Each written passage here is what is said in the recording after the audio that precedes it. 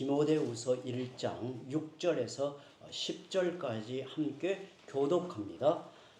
그러므로 내가 나의 안수함으로 내 속에 있는 하나님의 은사를 다시 불릴 듯하게 하기 위하여 너로 생각하게 하노니, 하나님이 우리에게 주신 것은 두려워하는 마음이 아니요 오직 능력과 사랑과 절제하는 마음이니, 그러므로 너는 내가 우리 주를 증언함과 또는 주를 위하여 갇힌 자 된 나를 부끄러워하지 말고 오직 하나님의 능력을 따라 복음과 함께 고난을 받으라. 하나님이 그를 구원하사 거룩하신 소명으로 부르심은 우리의 행위대로 하심이 아니요 오직 자기 뜻과 영원 전부터 그리스도 예수 안에서 우리에게 주신 은혜대로 하심이라. 우리 함께 있습니다. 이제는 우리 구주 그리스도 예수의 나타나심으로 말미암아 나타났으니 그는 사망을 패하시고 복음으로써 생명과 썩지 아니할 것을 드러내신지라. 아멘. 신약 성경의 바울 서신 중에 디모데후서는 목회 서신으로 불립니다. 사도 바울이 젊은 목회자 디모데에게 보낸 편지이기 때문입니다. 사도 바울은 그의 제자 디모데에게 목회자로서 갖추어야 될 자세가 무엇이고 주의 주의할 점 그리고 힘써야 될 것, 목회자의 지혜로운 자세에 대한 말씀을 기록하여 이 디모데후서를 그에게 보내지요. 그런데 이 디모데후서는 목회자에게 필요한 교훈도 많이 담고 있지만 모든 신자들이 어떻게 살아야 하는가에 대한 이 지혜를 매우 깊게 다루고 있는 중요한 성경이기도 합니다. 바울은 순교를 당하기 전 아마도 주 65년이나 66년경에 이 편지를 쓴 것으로 추정이 됩니다. 그때 바울은 로마 감옥에 있었습니다. 당시 감옥은 지금 우리가 생각하는 이 감옥의 상황과 이 감옥의 그 여러 가지 다른 점이 있습니다. 감금당한 사람의 신분이나 죄질에 따라 다양한 차이가 있었습니다. 획일적이지 않아요. 바울은 네로 황제의 박해가 극심할 때 두 번째 로마 감옥에 투옥이 되죠. 그게 64년경입니다. 그의 처지가 두 번째 투옥 때는 매우 이중한 상황이었습니다. 바울은 죽음을 직감하고 아들과 같은 디모데에게 마지막 편지를 보냅니다. 그 편지가 디모데후서이죠. 그러니 그 얼마나 절절한 마음이 담겨 있겠습니까? 바울이 마치 사랑하는 아들 디모데에게, 그리고 그가 어느 지역의 목회자로 교회를 섬기는 그에게 참 절절한 마음을 담아서 이 유언을 전하는 것이 디모데후서의 편지를 보냅니다. 오늘 본문 9절과 10절을 다시 한번 읽어봅니다. 하나님이 우리를 구원하사 거룩하신 소명으로 부르심은 우리의 행위대로 하심이 아니요 오직 자기의 뜻과 영원 전부터 그리스도 예수 안에서 우리에게 주신 은혜대로 하심이라. 이제는 우리 구주 예수 그리스도의 나타나심으로 말미암아 나타났으니 그는 사망을 패하시고 복음으로써 생명과 썩지 아니할 것을 드러내신지라. 아멘. 이 말씀은 하나의 찬송시로 알려져 있습니다. 성경학자에 따라 그 당시의 초대 교회가 중요하게 하나님 앞에 드렸던 이 찬송시 가운데 하나로 알려져 있는데요. 사도는 9절에 이 말씀을 따라서 하나님이 우리에게 구원과 소명을 주셨다고 말합니다. 하나님은 죄와 죽음의 권세 아래서 종노릇하던 우리를 건져내어 영원히 썩지 않는 생명을 주셨습니다. 이걸 가리켜 구원이라고 하는 겁니다. 구원은 우리의 행위를 따라 된 것이 아니라 하나님의 뜻을 따라 은혜로 된 것입니다. 하나님의 은혜 외에는 어떤 것도 구원의 이유가 될 수 없는 겁니다. 만약 하나님이 구원의 조건을 제시한다면 누구도 이 조건을 충족시킬 수 없기 때문에 그렇습니다. 그래서 믿는 모든 자에게는 구원의 은혜를 베푸실 때 구원의 조건을 요구하지 않는다라는 거예요. 그러니까 구원에 있어서는, 하나님의 구원에 있어서는 인간의 어떠한 요소도 개입하지 않고 오로지 하나님의 뜻을 따라 하나님의 은혜로 우리를 구원하셨다는 거예요. 그런데 우리가 기억해야 할 것은 구원을 받은 사람은 반드시 소명과 함께 받는다는 사실이에요. 영생으로의 구원은 값없이 거저 베풀어집니다. 하나님은 우리를 구원하실 때 은혜 외에는 다른 무엇도 요구하지 않으십니다.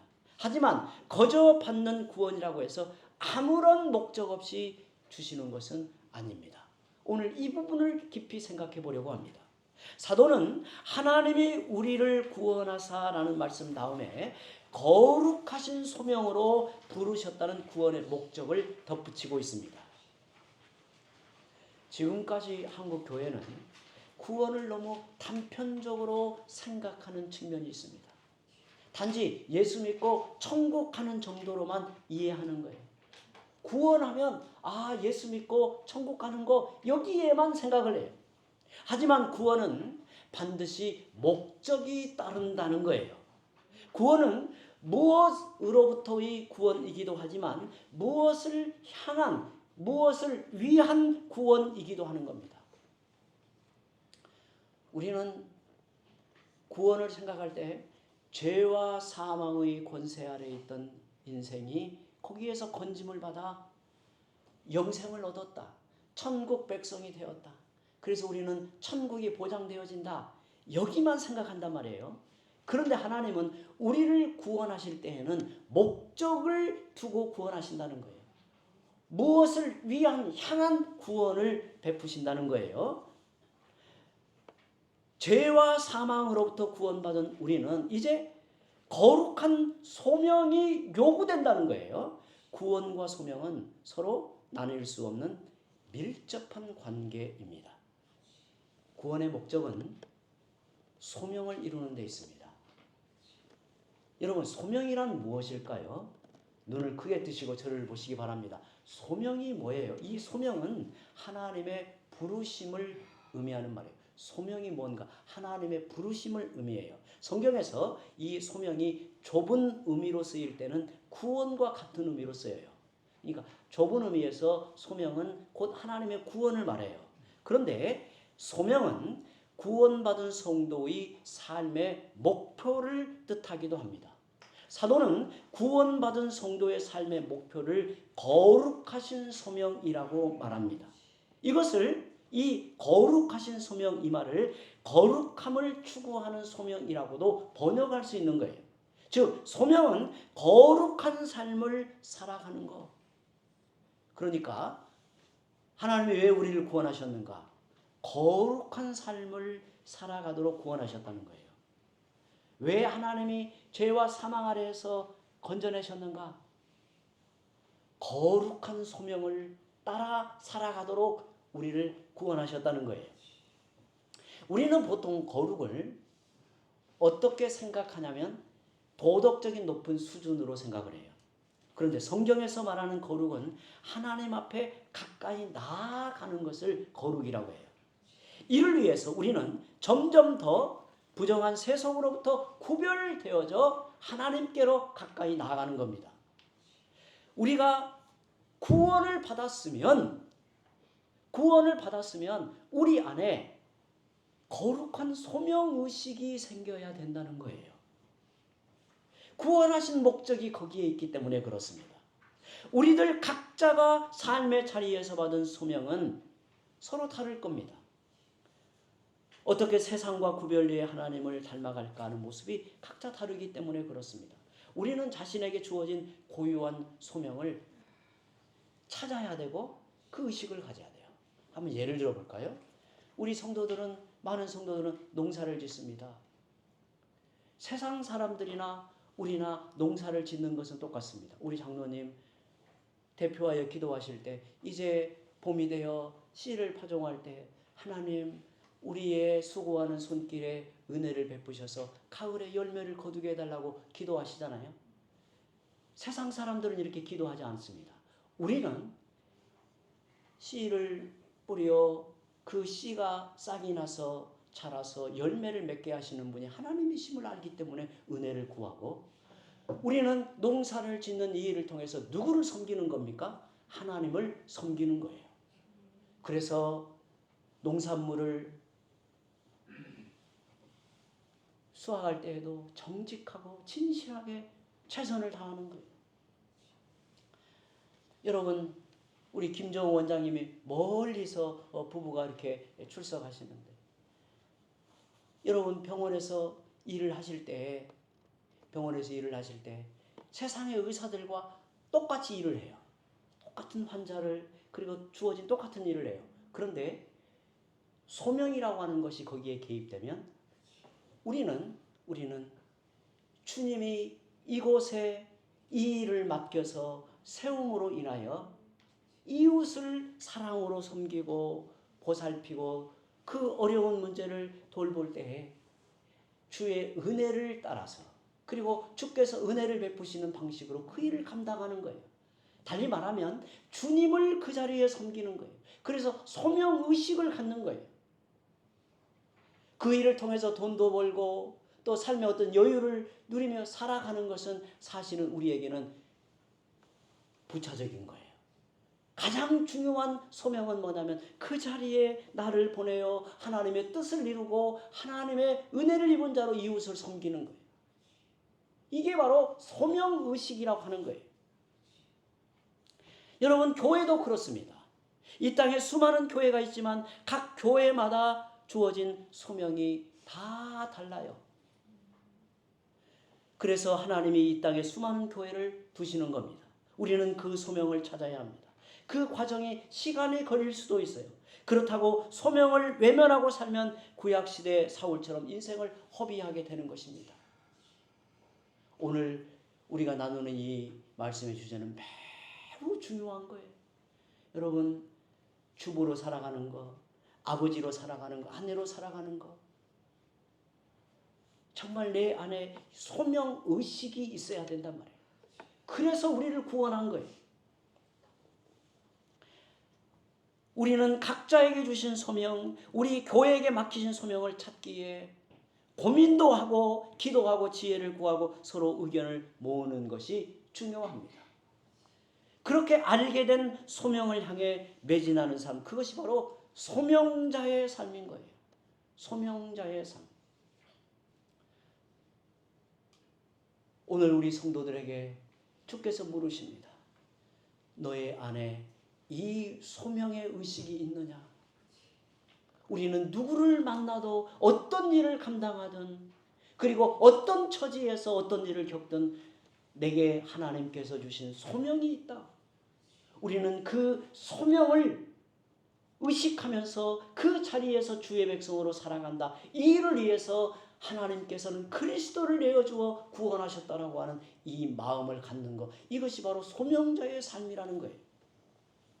바울은 6절부터 소명자의 삶에 대해 구체적으로 하나씩 알려주고 있습니다. 소명자의 삶이 무엇인가? 6절을 한번 볼까요? 그러므로 내가 나의 안수함으로 너의 속에 있는 하나님의 은사를 다시 불릴 듯하게 하기 위하여 너로 생각하게 하노니 라고 말합니다. 먼저 소명자는 하나님이 주신 은사에 불을 붙이며 살아간다고 말해요. 성경에서 말하는 은사는 교회를 세우고 사명을 이루기에 하나님이 특별하게 주시는 선물을 말합니다. 이 은사라는 말이 여러분들이 잘 아는 말이에요. 이 은사라는 말이 헬라어로 카리스마라는 말이에요. 여러분 어디서 많이 들어봤죠? 우리가 보통 카리스마 하면 어떤 의미로 쓰이나요? 많은 사람들을 강력하게 이끄는 어떤 자질, 그리고 어떤 영향력, 이걸 가리켜 카리스마가 있다 그래요. 여러분, 이 정치인들도요, 카리스마가 있어야 돼요. 수많은 사람들을 이끌고 그들에게 미치는 영향력이 있어서 강력한 리더십을 발휘하는 것, 이걸 가리켜 보통 카리스마라고 해요. 그런데 사실 이 말이 성경에 쓰이고 있는 말이에요. 본래는 성경에서 이게 쓰인 말이에요. 그런데 성경에서 말하는 카리스마는 교회를 세우고 사명을 이루기에 하나님이 특별하게 그에게 주시는 선물을 가리켜 카리스마라고 합니다. 디모데는 목사로 임직 받을 때 사도의 안수를 통해 그 은사를 받은 것 같습니다. 복음 사역자가 되기 위한 권위와 능력을 하나님께로부터 받은 것입니다. 문제는 그 은사가 그대로 있지 않고 때로 어떤 경우는 약해진다는 데 있습니다. 이걸 참 굉장히 우리가 지금 중요하게 생각하며 들어야 될 말씀이에요. 여러분, 하나님께서 우리를 구원하실 때 우리에게는 각양의 은사를 우리에게 더해 주십니다. 하나님이 우리를 구원하실 때는 각양의 은사를 우리에게 더해 주시는 거예요. 그런데 그 은사는 한 번 주면 내게 그대로 그 은사가 유지가 되고 계속되는 게 아니에요. 오늘 말씀해 보면 때로 어떤 경우는 그 은사가 약해진다는 거예요. 희미해진다는 거예요. 그래서 사도는 그 은사를, 하나님의 은사를 다시 불릴 듯 하기 위해 부르심의 말씀을 기억나게 하고 있는 겁니다. 여러분, 우리 모두는 소명자입니다. 내가 의식하든 의식하지 못하든 아무런 감각 없이 살던 분명한 사실은 하나님은 우리를 소명자로 부르시고 소명자로 세우십니다. 소명자는 하나님이 주신 은사로 그 소명을 감당하게 됩니다. 그런데 은사를 받았다고 하더라도 그 은사를 사용하지 않으면 그 은사는 약해질 수 있다는 거예요. 은사를 받은 사람은 그 은사를 귀하게 여기고 헌신해야 합니다. 교회를 세우기 위해서 세상에서 내게 맡겨진 그 소명을 감당하기 위해서 우리에게 주신 은사를 사용할 때 누구보다 가장 큰 유익을 얻는 사람은 바로 내 자신입니다. 하나님은 은사를 사용하는 자에게 더 큰 은혜를 주시기 때문입니다. 우리가 은사를 생각할 때 폭넓게 생각해야 될 필요가 있어요. 폭넓게 생각해야 될 필요가 있어요. 하나님은 각양의 은사, 정말 하나님께서 내게 맡겨주신 어떤 그것이 재능일 수도 있고 자질일 수도 있고 그의 어떤 강점일 수도 있어요. 그것을 하나님이 우리에게 베풀어 주시는 거예요.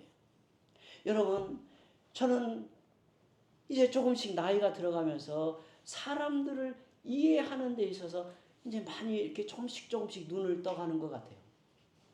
사람마다 성향도 있고 두드러진 재능도 다 다르고 정말 어떤 때는 그야말로 우리의 피 속에 뭔가의 그 유전의 요소가 흘러서 그것이 한 대를 지나서 때로는 두 대를 지나서도 나타난다는 생각을 갖게 돼요.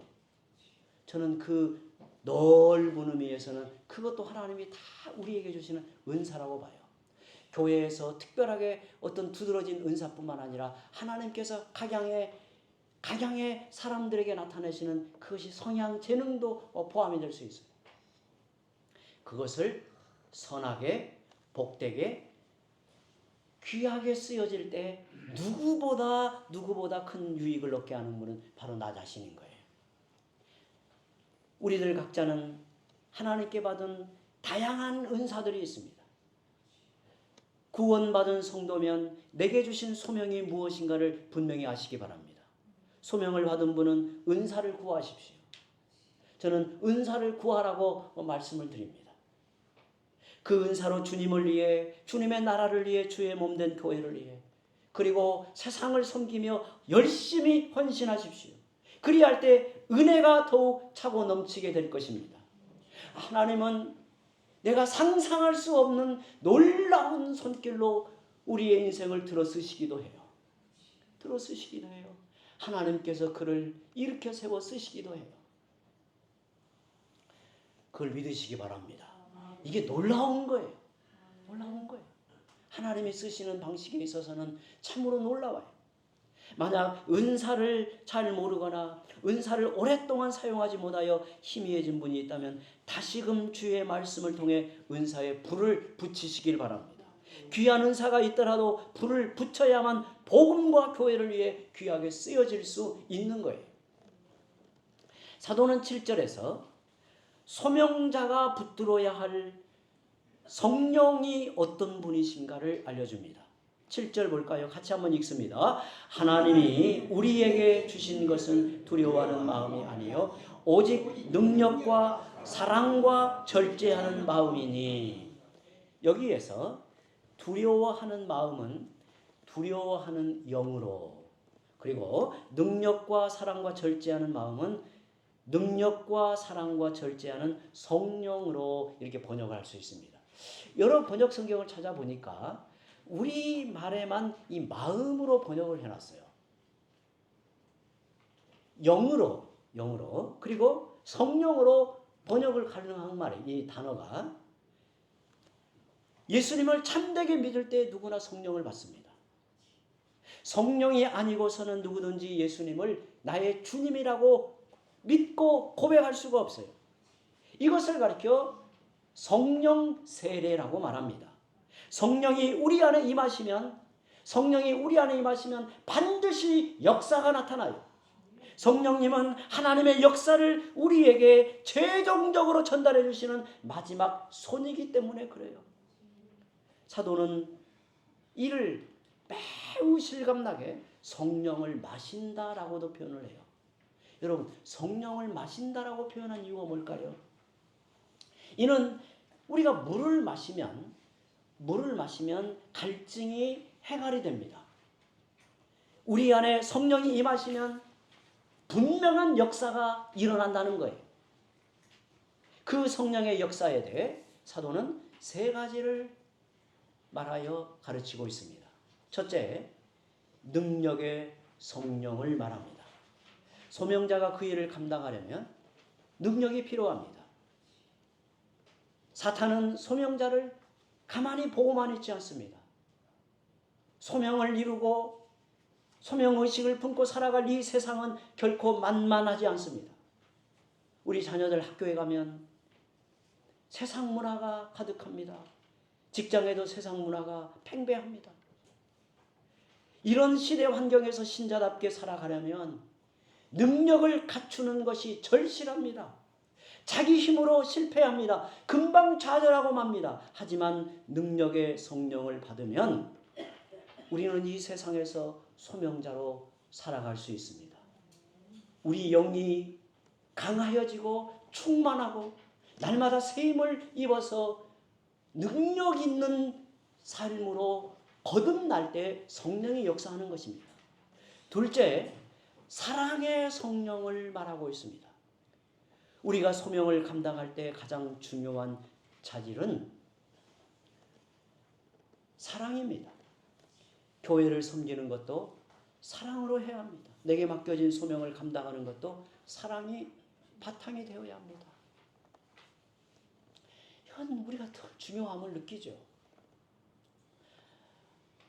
사랑하는 성도 여러분, 우리는 이 땅에서 신자로 살아가며 죄를 짓는 것 외에는 하나님께서 우리에게 맡겨주신 모든 일은 소명의식을 갖고 감당하라는 거예요.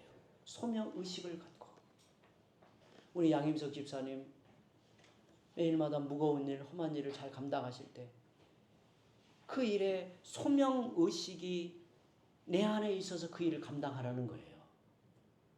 하나님이 나를 이곳에 보내셨다. 내게 이와 같은 재능과 은사를 주셔서 이 일을 맡기셨다. 그러니 내가 이 일을 통해서 이웃을 섬기고 사랑으로 그들의 어려운 문제를 내가 돕는다. 섬긴다. 그리고 궁극적으로는 주님을 섬긴다라고 하는 이 의식이 소명의식이라고 해요. 그런데 이 바탕에 가장 중요한 것이 뭐냐면 사랑이라는 거예요. 사랑이 메마르면, 사랑이 거기에 빠지면 소명의식, 소명자로 살아갈 수가 없는 거예요. 능력이 뛰어나도 사랑이 없으면 감동을 줄 수 없고 진정한 변화를 일으킬 수 없습니다. 우리는 성령을 통해서 그 사랑을 먼저 힘입어야 합니다. 성령은 하나님의 사랑을 우리 안에 부어주시기 때문입니다. 참된 사랑이 있는 곳에 성령이 계시고 성령이 계신 곳에 참된 사랑이 나타납니다. 성령은 사랑의 띠이기 때문에 그래요. 셋째, 바울은 디모데에게 절제의 성령을 말하고 있습니다. 나에게 주어진 소명을 잘 감당하려면 절제가 필요해요. 특히 사람들 속에는, 모든 사람들 속에는 두 개의 꺼지지 않는 불이 꿈틀거리고 있어요. 하나는 분노의 불, 또 하나는 정욕의 불입니다. 두 가지 불을 통제하고 이길 수 있는 힘은 오직 성령으로부터만 얻을 수 있습니다. 무엇보다 성령 충만하시기를 바랍니다. 그리하여 능력이 있는 삶, 사랑하는 삶, 절제하는 삶을 살아가시기를 바랍니다. 마지막으로 사도는 8절에서 소명자가 힘써야 할 일을 권면하고 있습니다. 8절도 함께 읽어봅니다. 그러므로 너는 내가 우리 주를 증언함과 또는 주를 위하여 갇힌 자된 나를 부끄러워하지 말고 오직 하나님의 능력을 따라 복음과 함께 고난을 받으라. 소명자로서의 삶은 궁극적으로 주님을 증언하는 삶이라고 말하고 있습니다.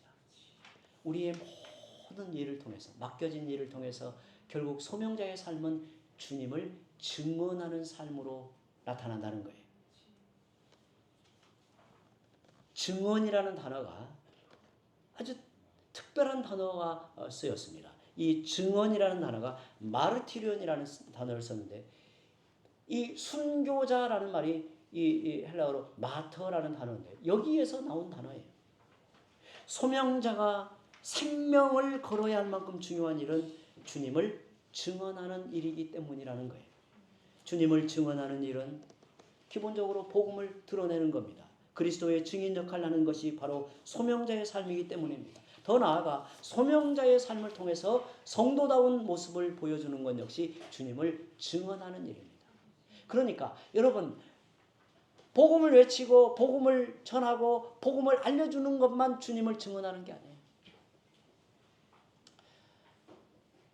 우리의 모든 삶을 통해서 주님이 배어 나타나는 거예요. 주님이 증언하여 나타나는 거예요. 그래서 사도행전에서는 7 집사들이 사회적으로 좋은 평판을 얻음으로써 주님의 증인이 되었다고 말하고 있습니다. 물론 아직도 많은 선교지에서 기독교 신앙을 믿고 고백한다는 이유만으로 순교를 당하고 있습니다. 우리나라에도 불과 150년 전에도 그런 일들이 있었습니다. 그러나 오늘날처럼 종교 생활이 자유로운 나라에서 그런 일은 일어나지 않습니다. 그렇다면 이제 순교라는 개념이 아예 사라진 걸까요? 그렇지 않습니다. 학교에서, 직장에서, 현실에서 참된 신자로 살아가기 위해서는, 입으로, 행동으로, 삶으로 주님을 증언하기 위해서는 순교적인 정신으로 무장해야 합니다. 정말 순교적인 정신으로 무장해야 돼요. 사도는 마지막으로 오직 하나님의 능력을 따라 복음과 함께 고난을 받으라고 명령합니다. 사도가 죽음을 눈앞에 두고 이제 며칠 있으면 내가 죽는다, 죽음이 내게 다가오고 있다라고 하는 의식을 하면서 사랑하는 아들 디모데에게 간곡하게 명령하는 마지막의 말은 오직 하나님의 능력을 따라 복음과 함께 고난을 받으라, 복음과 함께 고난을 받으라 라고 말합니다. 소명자는 복음을 위해 고난받는 사람입니다. 그 복음은 9절 10절에서 말하는 그리스도 안에서 은혜로 받아 누리는 생명입니다. 여러분, 그리스도를 전하기 위해 고난을 당해보신 적이 있습니까? 어찌하든 복음을 전하기 위해 때로 자존심도 상하고 손해도 보신 적이 있습니까? 그리스도의 생명을 드러내기 위해 자기 성질을 죽이며 참은 적이 있습니까? 피곤하고 힘들어도 영원한 생명을 전하는 사람이 되기 위해 지친 몸을 일으켜 나아간 적이 있습니까? 그렇다면 여러분은 소명자의 삶을 잘 살고 있는 거예요. 우리는 소명자의 이름을 가지고 살아갑니다. 이제 우리의 삶에 요구되는 것은 그 이름에 걸맞게 복음을 전하는 것입니다. 그리스도의 생명을 드러내는 것입니다. 그리스도의 생명을 드러내기 위해 자기 성질을 죽이며 참은 적이 있습니까? 피곤하고 힘들어도 영원한 생명을 전하는 사람이 되기 위해 지친 몸을 일으켜 나아간 적이 있습니까? 그렇다면 여러분은 소명자의 삶을 잘 살고 있는 거예요. 우리는 소명자의 이름을 가지고 살아갑니다. 이제 우리의 삶에 요구되는 것은 그 이름에 걸맞게 한 걸음 한 걸음을 그렇게 살아가는 것입니다. 우리의 남은 생에 소명자로 살아가십시오. 우리가 주님 앞에 섰을 때 주님이 우리에게 무엇을 물으실까요? 우리가 소유한 돈이나 쌓아놓은 명성을 물으실까요? 결코 그렇지 않습니다.